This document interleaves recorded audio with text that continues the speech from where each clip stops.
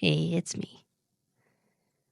The more you go down this path, the more you start to see that the real goal isn't about fixing yourself or becoming someone new.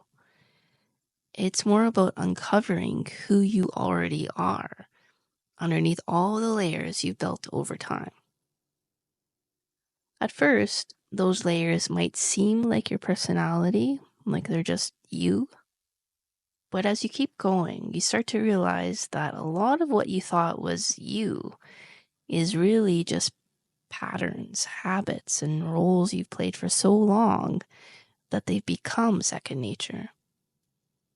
Your true self, the real you, is something deeper. It's that spark of life, that essence of who you really are. Now, here's where things tend to get tricky.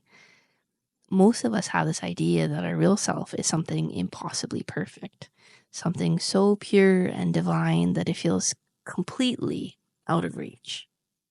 And that idea is paralyzing. It can make us feel like we'll never measure up. When the truth is, your real self is much closer than you think. In fact, there are already moments in your life where you are being your true self. You just don't always recognize it because it feels so natural. A lot of people assume that being their true divine self means being perfect, flawless, always making the right choices, never messing up. But that belief actually gets in the way more than anything else. Because real perfection isn't about following some rigid set of rules.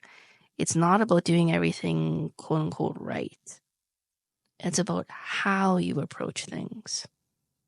It's about your attitude, your presence, your honesty with yourself.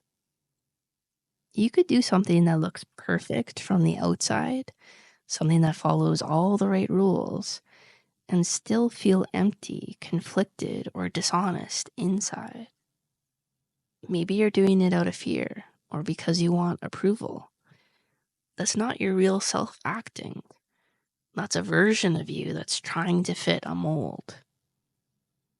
On the flip side, you could do something that the world might judge as messy or imperfect. But if it comes from a place of honesty and alignment with who you truly are, that action is far more real, far more right than following a perfect script. One of the biggest traps we fall into is trying to navigate life based on external rules instead of listening to our own deeper truth. We grow up believing there's always a right choice and a wrong choice, but sometimes both options feel off. When that happens, it's usually because we're stuck between two versions of our false self. One that wants to rebel and take what it wants, and one that wants to conform and do what it's supposed to do. Neither path feels right because neither one is truly coming from within. The way forward isn't about choosing the lesser evil. It's about stepping back, looking at the bigger picture, and asking, what am I really holding on to here? What am I afraid to let go of?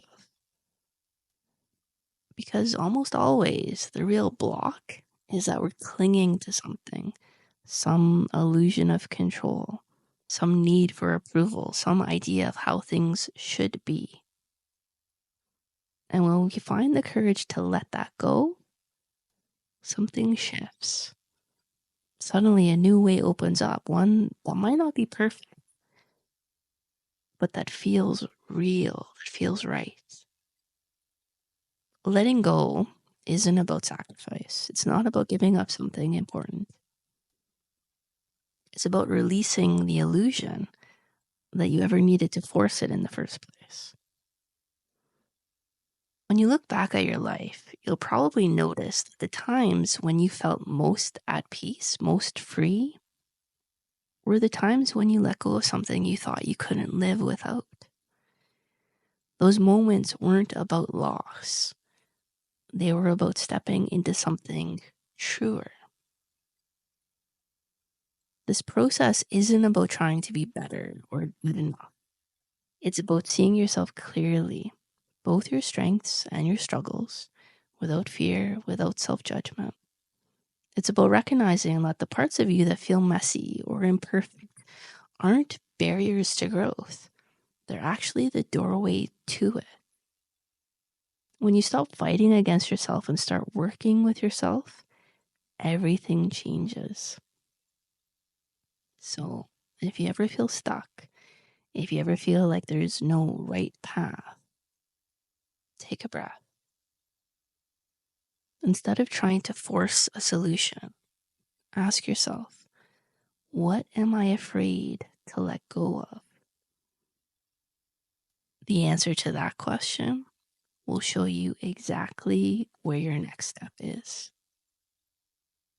And that step, no matter how small, is the path back to yourself. Love you. Next soon.